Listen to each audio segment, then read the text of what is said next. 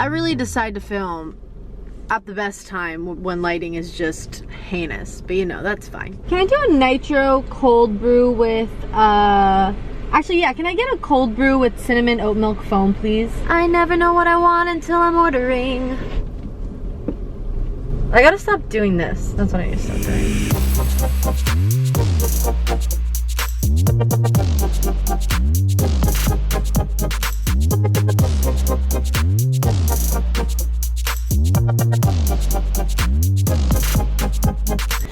Hey guys, what's up? It's me, Franny. So today I am going to be reading y'all some of my love poems. I've been thinking about doing this for the last 6-7 months, but these poems, well, majority of my poems are just, wow, just really blinding. Majority of these poems are very personal to me. I don't know, I just always felt like they were just more of like my safe haven, like they were my babies, because I just felt like nobody could understand how I felt, but in reality I feel like a lot of people understand how I feel. So many people go through heartbreak and, you know, falling for someone and loving them, and then like, you know, your heart gets broken, just like stuff along those lines. I printed out 10 poems of mine. These were written years ago. Well, majority of them are written years ago. I was just like, you know, they're pretty random. Like, I didn't really pick specific ones for any specific reason. I just kind of picked 10 random ones that I had. I will say these poems are sad. Also, I feel like a lot of you guys may not know I do write a lot of poetry. I've been writing poetry for a couple of years now, and it's just like my getaway. Like, it's one of the ways I cope with things and therapy. So I have tons of poems. I've grown from these poems. I don't want you guys to think that. So when I read these,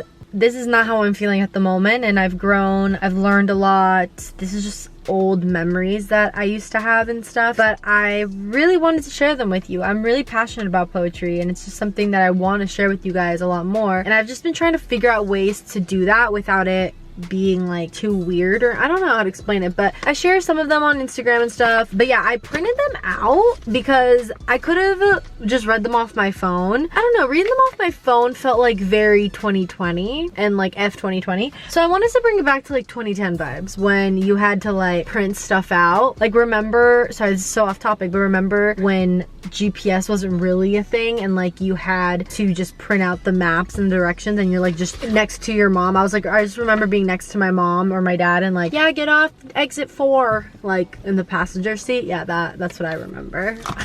So I don't know if you heard before when I was in the Starbucks drive-thru, but if you didn't, I got a grande cold brew cinnamon oat milk foam latte. I had a donut before this, so I'm not really craving anything sweet, but yeah, so I'm just gonna get started. I'm actually really nervous. Like I said, some of these are really, really sad, but like I said, they meant something to me years ago. Now it's just kind of like a memory that I'm like, wow, I've learned so much from. So I just want you guys to keep that in mind. So the first one is called What I Would Do to Keep Him in My Dreams. More confused in my room, late at night thinking of your muse. In my heart where the pain stays, thinking I may just be used. I just don't understand why I keep going for a man who's so far away from me. I just don't understand why I keep falling for a man who can't even see what I would do to keep him in my dreams. Kind of just saying like going for someone who just wouldn't reciprocate the same amount of like work towards you, and like just like keeping him in my dreams. I guess that's like kind of a lot of work, like just always in my head type of thing. I don't know, when I write these things I'm like very like I try to get like very creative, but like I also try to make it like different. I don't know how to explain it, but that's that one. I'm gonna try to explain them, but I don't know how well I'm gonna do. The reason I do the poems is because I don't know how to say how I feel, so that's why I write poetry, but we'll see. So that's one of them. Oh god. Okay, so this one is called A Million. I've questioned myself over 1,000,000 times why I was never good enough. I know there were 1,000,000 signs, but baby damn, they were so rough. I've counted over 1,000,000 lies, but dealt with them thinking they'd make me tough. I've seen over 1,000,000 stars through many skies, wishing you'd want me back, but fuck, this sucks. I do drop some F-bombs in my poems. Yeah, so I kept the theme of 1,000,000, kind of representing that so many things always happened, and like I kind of just like dealt with it, I guess, just like thinking about it. I don't know how well I'm gonna be able to explain these, but that's another one. Okay, so this one probably is the saddest one, and it's not a poem, it's a letter that I wrote many many years ago. Like, this is very old. And I know you guys are gonna be speculating and being skeptical about who these are about, but promise me y'all don't know. And I guess this also shows you the kind of headspace I was in too. Like how kind of I didn't really see much worth in myself, and like it was just kind of sad. But like I said, I've grown. The letter is to dear girl of his dreams. Hold him tight, don't let him go. He wants you and no one else. You are one lucky girl. Don't take it all for granted, because he will treat you like a princess. Please give him the love, happiness, and warmth I couldn't give. Make his eyes sparkle, smile bigger, and heart larger. Hug him hard, kiss his forehead, rub his neck until he falls asleep. Make him experience things he could never imagine. Listen when he speaks and listen when he's silent. Make him feel like the luckiest man in the world. Tease him, but tease him hard. It makes him smile big. Write down goals together. Lay your head on his chest so you can hear how fast his heart beats for you. Love him hard and don't let him go because he chose you. You're the girl of his dreams. Love the girl he will never want. So yeah, clearly I was just like in a very like someone chose someone else over me, and I always just never felt worth anything, you know, like I just felt like that always happened. Like I was never someone's first choice, and hence why I wrote this letter, and it's just sitting literally in my buckets of poems for years and years. Next one, called Simple Things. I only wish for the simple things. Waking up next to you in bed and never leaving till the sun begins to set. Putting the phones to the side so our anxiety doesn't get to our heads. Driving for hours through the Malibu canyons and talking about how we met. Cleaning makes us happy, even laundry, and folding every thread. I know the world is scary and every turn always seems like a threat, and going out seems a little harder every time, more like a dread. So let's stay home. Let's do the simple things. I mean, this is basically about just kind of enjoying the simple things in life with the person you love. And kind of the anxieties of just being in a city like LA. I feel like it's just kind of hard sometimes to go out. Just you overthink a lot of things. Next one is called Thank You. Thank you for making me feel special with the little moments we had. I know I'm not yours, which makes me kind of sad. You made me feel different, like nobody could compare, but you had others and I really don't like to share. So I guess it's time for me to walk away before I hurt myself a little more, but thank you. Thank you for our little moments. I guess this was kind of just like about a guy I had a fling with that I am just kind of saying thank you for, I guess, the time we did have together, but I just never felt like I should be like a side chick or a side girl. I always felt like I should be the girl, and kind of just saying I have to walk away from the situation because I can't be that. But thank you for the moments we did have, because I think every moment and everything in your life happens for a reason, and I guess it's good to learn how to appreciate those little moments because they make you grow into a better person. So this one is called Go for the Girl. Go for the girl who doesn't see the vision in your eyes. Go for the girl who wouldn't climb mountains to reach you. Go for the girl who never listens to the lyrics that you write. Go for the girl who makes you believe you're the only one. Go for the girl who runs away when you are hurt. Go for the girl. I promise you'll regret it. Like, go for the girl that wouldn't climb a mountain for you, or go for the girl that wouldn't jump in front of a bullet for you because you'll regret it, type of thing. I mean, this is just me being selfish, but I've always was like, man, like, of course you pick the girl that I feel like wouldn't do half of the things that I would do for you. So that's that one. It's getting a little toasty in here, so I'm putting the car back on. This is really interesting. I've never sat and actually read these. Like, I feel like two people.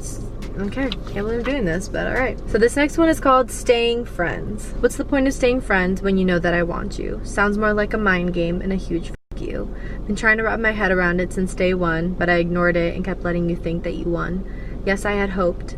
More than you could see. I gave you excuses for mistreating me.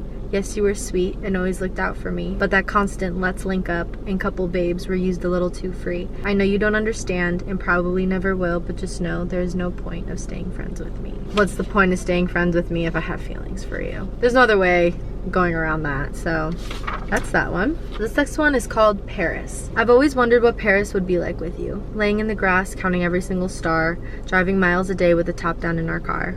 Seeing the way you'd smile would be my favorite view, a sight I'd never get tired of, a blessing I'd always love. We'd walk around for hours, grabbing every flower that we saw, stopping for coffee in the mornings, and holding each other tight while it was storming. Laying on your chest, not seeing one single flaw, so happy knowing we made it this far. But I guess I'll always wonder what Paris would have been like with you.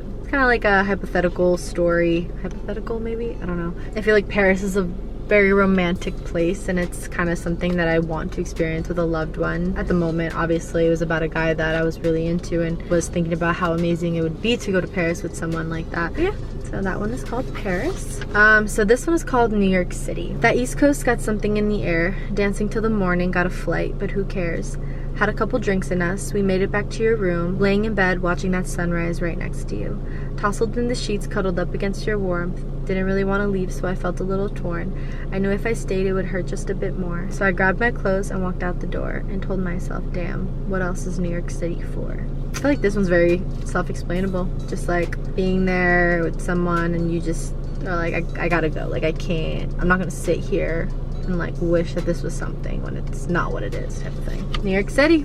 All right, last one. I feel like this one is extremely relatable to many people, and to me especially. I feel like this has been me for the last like 5 years of my life when it came to liking guys or being with someone or whatever. And this one's called Poker Face. I guess it's time to put my poker face on, right? I can't show you how I feel. I can't tell you about the butterflies in my stomach. I can't touch you or you'll feel my hand shake. I can't look at you for too long or my eyes will give it away. I can't talk to you or my throat closes up. I can't laugh too hard or I'll look desperate. I can't do anything because everyone will think I'm crazy, right? Including you. Putting a poker face on, like acting like you don't like them, acting like you don't care, because the second that, you know, people see or they see that you like them, it just becomes a big deal and they're like, oh my god, she's nuts, she's crazy. It's annoying. It's kind of like, why can't you just normalize showing how you feel? Life is so short and it's just something that you should take advantage of, I guess. But yeah guys, so that was a little batch of my poems that I've written over the years. I have many more. But yeah, if you enjoyed this, I would love to keep sharing them with you. I don't know if this is something that you guys want to see, if it's cringy watching me read my poems, then let me know too. If it's too cringy, I just won't do it again. Since the beginning of quarantine, I have wanted to do this, but I've just have never had like the balls to do it, and here I am doing it finally. But yeah guys, I hope you enjoyed. Let me know, like I said, if you want me to do it again. But yeah, please give this video a thumbs up, leave a comment down below on what other videos you'd like to see me do. Put those push notifications on so when I upload, y'all know exactly when I do. Do not forget to subscribe, and I will talk to y'all later. Bye.